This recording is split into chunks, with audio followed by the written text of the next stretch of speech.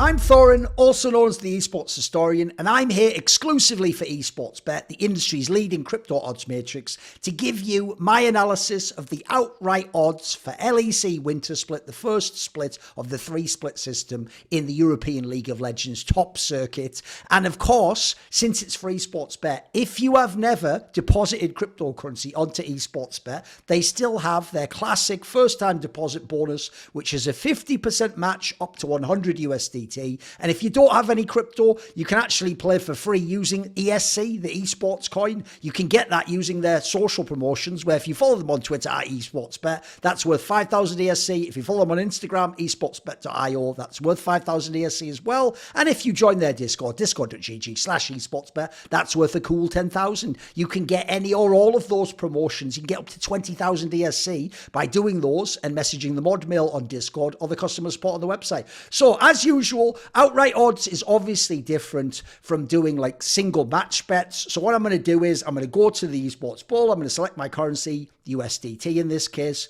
But whereas when I make bets on League of Legends, I go to this tab where there are 63 and I can bet on all the opening games of LEC. Instead, that's not what I'm going to do. I'm going to the outright. So I'm going to all the way down, and you'll see at the absolute bottom here, there it is. Outright, there are 10 offered at the moment. If you can see here, we have a whole bunch of different games. Like we have games like Counter-Strike and League of Legends, etc. You even can already bet on the region of the winner of Worlds for Season 14 at the end of the year. Obviously, that is 200 plus days from closing as a market. But if you go down, you see you've got CB LOL here, Prime League, Super League. Obviously, this is what we want. LEC Winter Champion. We're going to click this. At the time that you actually watch this video, there'll be a few days left, like 3 days. On this particular site, you'll then get to this part where obviously on the side you can see there are the teams we need to know about. Market closes in 4 days, 20 hours at the time of recording. And what we're going to do is we're going to look at these odds here and decide what are reasonable, what's plausible, how well priced are they? So let's start at the top like we always do. G2 Esports obviously won 2 of the 3 splits and lost to the champion of the other split in the playoffs since they lost to Mad Lions in the spring. They won the season finals. They were, I would still argue, the best Western team at Worlds, quite frankly, even though they did directly lose to NRG, but NRG didn't play the same opponents they did. Keeping the same lineup, yeah, I would say they are overall the favourite. I know how they play. I know what qualities they have. I know what synergies exist. I know they're well coached. I do think they are the favourite. I think that is very fair. I think the other teams, it's more potential, or if this player comes back to form, or if these 2 players can get it together, or this coach can. I don't need to worry about any of that with G2. With G2, it's pretty much a lock. It feels like they'll be top 2 or 3. And I think they have a very good chance to win with the excellent players they have. What player's bad? They basically don't have a bad player. The worst player is probably what? Yike. And let's be real, he's probably like the 3rd best jungler in the league, the 2nd best jungler in the league at the end of the year. Like, pretty good player or not. And now he's going into his sophomore year, so maybe he's himself going to become a legendary jungler in the LEC. I think this is very fair odds, actually. Obviously, it's quite low, but that's because right now they're the obvious team you should pick to win. So I actually think, look, those are quite low odds. But at the same time, it's the first split. Other teams are getting the lineups together. I do think actually they are the most favoured team. I think this is fair. I think to put it any lower, it's not even worth it at all. Like, I still don't know. 1.8, for me, that's just a little bit too low. Like, obviously, so many people are betting. I'd like it to be more like the Fanatic one, like 2 or maybe like 2.1 or something. I think I'd be more comfortable in that sense because there are a lot of teams still, and you never know in Europe with brand new lineups if one of them is going to be amazing. So, okay, I'll say that is a good one, but I think it's right on the line of whether it's worth a bet or not. Then when you go down to Fanatic, now you have to remember, I'll read the rosters out for the rosters that have changed. Fanatic basically kept the exact same roster as ended the year at Worlds, minus Trimby. They replaced Trimby with a player called Jun, who people will know, I think he played for Kwangdong Freaks, over in the LCK as a Korean support player. Now, the problem they had in Fnatic, obviously, was once they got the lineup changed for summer, they started awesome in the BO1s, then they sort of went a bit to shit. Then in the season finals, they got it together again. Admittedly, they had Wunder at times there in top lane, and then they made it all the way to the finals. So I do think there is a world where you look at this lineup of players and they can be good, but I can't even comprehend how they're the second favourite to win the league. Like, I think this is bonkers. Like, I don't know what's going to happen in terms of whether Jun can be an upgrade over Trimby. it's sort of like it's on the line until I see it, because I could believe his mechanics will be very good and his understanding of the game might be good. I don't know how he's going to com in the same way Trimble. Trimble's talked a lot on comms, by the way. So I just think this one's actually a badly priced one. I think this is way too low odds. Like for Fanatic, for me, I think Oscarin is still a question mark. How will Razork and Humanoid play together for yet another year? Noah seems good, but then he also got a bit hesitant and sort of seemed to lose his mojo. And no one knows how Jun will play when he comes to Europe. So for me, I would have Fnatic more towards sort of mid-table right now. Like, I think this is way overvaluing this. I think these are terrible odds. I wouldn't go for 2.099 odds. I would want for Fnatic odds of like, more like this, more like 11 or 6 or something. I think 2 is way too low. So I would say avoid Fnatic. I think that is a trap. I don't believe even if Humanoid comes back to peak form, they're going to be the champion of the LEC. And I don't think they're even going to be top 2 this, but I think actually them being top 2 at the end of the season was indicative of how poorly the other good teams managed their rosters and got their individual level of form up. Then we go to Karmine Corp in third, who have 6.501 odds. Now, interestingly enough, there's obviously a team that used to be in the ERLs as Karmine Corp. They've kept 3 of the players. So they've got existing synergies. They've kept the solo laners, so Kabashard and Sakan. You might remember Sakan back in the day had a chance in the LEC. Vitality wasn't so good, but it was also a very messy Vitality roster. Kabashard was very good when he played on a different version of Vitality back in the day. I thought he was actually one of the better hybrid top laners. He's a very strong player. If he'd stayed, I think he could have battled against the Odoamnes, Faris, wonders of the world, and showed himself to be one of the greatest top laners Europe ever produced. But he chose to go and stick around in the French league with the French team, supposedly with the promise that he'd get to come back. Supposedly last year in 2022, he could have been on Fnatic, but he declined and instead they bought Wonder. They kept those players, and Targamas, who you might remember was on XL last year, but also then went down after he got kicked out of the team to play in the ERLs with Karmine Corp and sort of resurrected his career. He was actually pretty good. So then you add in the jungler and support, the jungler and ADC of Vitality for the summer split, which obviously was bought and upset. And then it's coached by Yamato Cannon. I actually think this is a banger. I actually think this team, I even love the pricing because I think people are underestimating them. 6.501. I think it is possible this team can win the split. Look, I don't think they're as good as G2, because I haven't yet seen them play, but the potential is possible that this can be the best line. My biggest concern is the mid laner Sakan, but I think Bo can be the MVP of the LEC. He's a stud. I think Kabashard can be very, very good and will be. I think Upset can be the best ADC or even player in the LEC. And I think Targamas, now that he has Upset, I think will look more like Targamas on G2 than Targamas on XL. So add in Yamato Cannon, good at working with big personalities and band-aiding problematic or difficult relationships within the team. And I think he's going to get Bo cooking. I think he's going to burst the team around Upset. I think Cabo's going to weak side when he needs to. Sakan's my only real concern. Sakan and Targamas are the ones I'm a bit concerned for. But bear in mind, 6.05 odds. We're talking now like dark horse odds. Like, they only have to be right like 1 in 6 times, and you're going to be killing it with these odds. So actually, I do like this one. I actually think that Karmine Corp and Heretics, some of the more cheeky ones that I like. That and Vitality are the ones that I'm really looking at as the ones who can kind of shock people and win. So I actually quite like these odds in this one.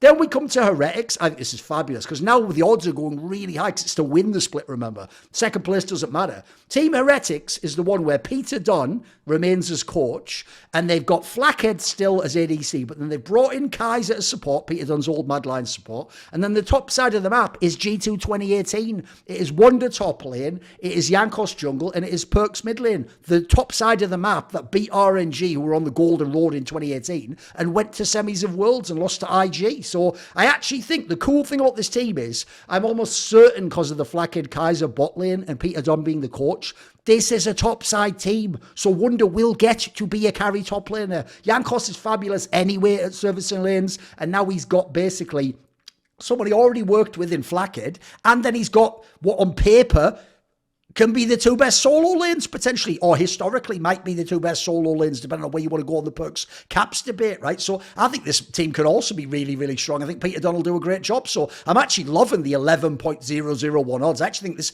Karmine Corp, Heretics and Vitality, I think all in different ways have really juicy odds. I think these 3 teams, it is possible that they can get it together and be number 1 and win the league. Whether, by the way, you think player-wise they're better than G2 or not. Also, crucially, Karmine Corp's coached by Yamato Cannon, Heretics coached by Peter Dunn, Vitality coached by Mac. I think some of the best coaches in the LEC. G2 coached by Dylan Falco, fabulous coach. These are the best coaches and they've got some of the best teams, so players. So I actually think these are the teams you want to be looking at. So I actually also think, by the way, picking one of these three probably better just because of the odds than picking G2. G2 is just kind of like you're just hoping things go as planned, right? Then you come down and you have Team Vitality, who is at 19.011. So I already think the Heretics one, because of how huge it is worth a gamble. There's a world where that top side just gets it together. And crucially, they're not just good players individually. They know how to win the game. Then you come to Vitality, Mac's new project. He's kept his bot lane, Kazi and Hylissang from Mad Lions, which was looking good most of the year. Kazi was fantastic. He's got Vethio from Heretics, French player, French org, playing with some different people. I'm certainly interested to see how he'll work with him because he was the humanoid whisperer. Let's see what he can do with Vethio here. Douglas was going to come in, the Polish jungler, last summer, if you remember, when they were having that whole debate, should be him, should be Bo, whatever. And then Fortor remains as top lane. I also think this could be a surprise one. I actually do agree of the three, of Vitality, Heretics, and Karmine Corp. I do agree that Vitality is the one that's more uncertain. I think there is a world where they can get it. I'd probably have them more as the third or fourth best team in the LEC. So as a result, 19.011 to win. Now look, to actually win the LEC, I think it's not impossible. My problem obviously is, right, Forton, Douglas, and Vethio have very little experience going deep in playoffs and being champions, obviously. Kazi and Hylissang have experience, but obviously, Mad Lions wasn't really a true championship team for me this last year. It was more like the rest of the teams were bad and they just got it together and certain players overperformed. So I do think you might have an issue with, the true star who's going to carry the team. Is it just going to be Kazi? You're going to need more than that. Forton, I feel like, is going to have to take a step up and actually play with the team. I don't know enough about the Douglas guy, so I actually feel like this is a real outside one. But then again, you get a 19.011 odds. That isn't even that bad. I think almost 20 to 1 odds, guys, for this lineup to get together. Every player here could, in theory, except I don't know about the Douglas guy, every other player, Forton, Vethio, Kazi, and Hylissang, could potentially be top 3 in their role this split. So I think that's pretty exciting. So you can already see there's plenty of teams to bet on for this particular one, especially if you want to sweat. Then we'll go down to Rogue, not Koi. They've rebranded. Now the Koi guys are actually with Mad Lions, if people don't know. So Rogue they've kept basically 3 of the players. They've kept Shigenda, the top laner. Marcoon comes in from SK Gaming. Larson and Comp stay as mid and ADC. And then Zorlis is the support because they're no longer using Advien, who they traded with Fanatic for Trimby, which is one of the worst trades I've seen in many, many fucking years. I don't know that much about the Zorlis guy. Can't comment too much there. I do think Marcoon is good. And I actually think he might even be a good fit with Larson because I think he will play for Larson. And potentially the solos in general. So I think that's pretty good. I don't like the support scenario. I think they've somewhat ruined Comp's game by taking Trimbury from him, even though they didn't look that great in that last spring split together. The problem with this team is Larson could be the best mid in the LEC. Marcoon's a good jungler. I'd just say more above average most times. Shigenda's all right. Probably more like a mid-level top laner. Comp's slightly above average ADC. And I don't know about all these guys. So I don't see how you can do it, especially because Larson's style, even though he can play in Akali and a LeBlanc, he's not the hard carry 1v9 mid laner. He's more the farm up and you have to play around him correctly. So I think this team, I don't think it can even be top 3 or top 4. So I actually think, I don't care that the odds 21 to 0-0. I think those are terrible odds. Bear in mind, I don't think they can do it. Meanwhile, I think Vitality's barely off them, and Vitality potentially could, and Heretics, I think, absolutely could. I think Karmine Corp's pretty good, so I think Rogue, I think they should probably be 40. I don't think there's a world where they're winning, personally. Then you go down, XL Esports kept a bunch of their players. They kept Odoamne, the top laner, and Peach, the jungler. I wasn't a fan of Peach. They brought in Jakitek for mid lane. They kept Patrick as their ADC, and then now they've got Ignar as their support, not Limit. Now, Ignar obviously was playing most recently on NRG. If people don't know, the team that made top 8 at Worlds, and we already know he used to play in Europe back in the day on Misfits, where he used to play with a good old Hans Sama. The problem with this team, I think, is this. The mid, I'm kind of a bit sus on. I don't know a bit about, and the rumours I heard didn't make it sound like he'll be a top mid laner. This is fucking Europe, guys. I thought Peach never did anything last year anyway, and just fluked, being able to pick a couple of champs that just could sort of win without doing anything. Odoamne's really good, but he's a weak sider. Patrick's always above average, but for me, he's never a true stud carry enough. And then I don't really know on the Ignar one, how's he going to synergize with Patrick? What's going to happen with the mid lane and the support? So I think XL's going to be pretty bad this split. I don't even care that it's 30, almost 31 to 1 odds. They can't win. I think it's just nonsense to even imagine it. Vitality can win. XL cannot win. I think it's totally implausible.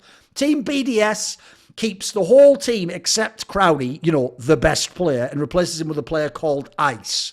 Right, I'm going to call it right now. Adam's going to be way worse this year. Doesn't have any of the champions in the pool in the same way he did. Sheo fell off after the first split anyway. Nuclear was kind of whatever, even though he did have a couple, like he had the odd Jace game, for example. I don't know enough about the Ice guy. He wasn't someone out as touted to me as some top talent, so I can't believe they've done that move. I think it's terrible. And then Labrov was actually looking quite canny, but he's not with Crowley anymore, who led the lane. So I think BDS is going to be a bit whatever. They could end up being sort of mid-table if they get the team together. I think it's a well-coached team with people like some of the people from the past, like Striker.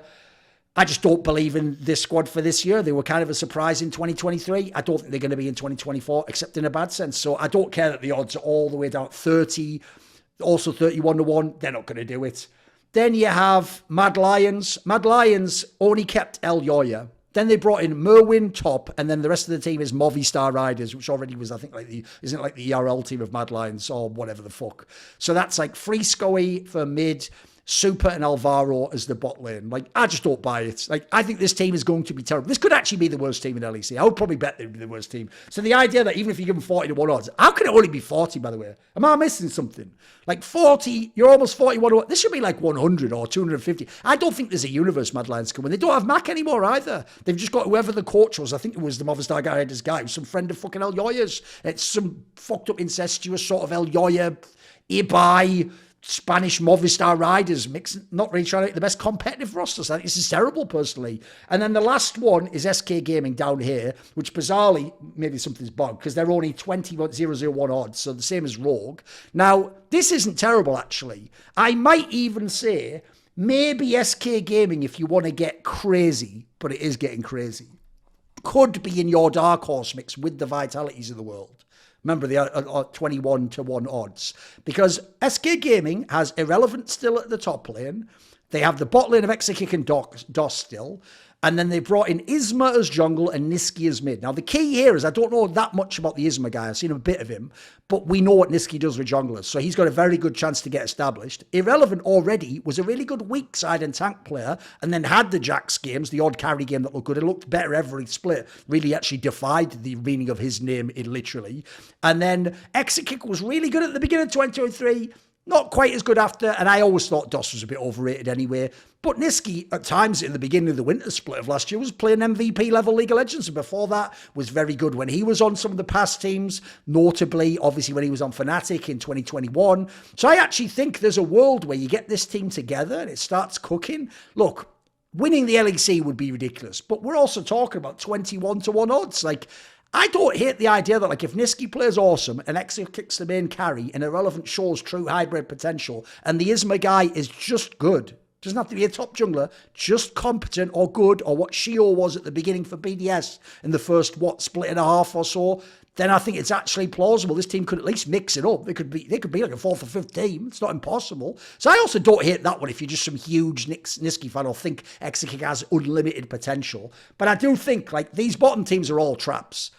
You want to consider maybe like an SK game, which is this bottom one. But for me, you either pick G2 or you pick which is your favourite of the three, or if you like the big odds and the bigger gamble, between Karmine Corp, Heretics and Vitality. These are the ones you want to be picking. Now, if you've never done a bet or a deposit on Esportsbet, something that actually would be kind of cool to use here is, did you know they have another promotion called a risk-free first-time bet? So you make a bet, and up to 100 USDT stake. If you lose it, you can message the mod mail on Discord or the customer spot on the website, and they will refund your initial stake. So for something like this, if you were to pick one of these big dark horses, if you lose at the end of the split, you'll get the stake back. But if you win, you'll get 6.5 times the amount you bet, 11 times, 19 times the amount. So that would be how I would suggest using it. And obviously, if you go to the beginning of the video, there's the other promotion. So check out the exclusive outright odds for Esportsbet for LEC winter. I'm feeling like there's a world where we could have a cheeky Karmine Corp or Heretics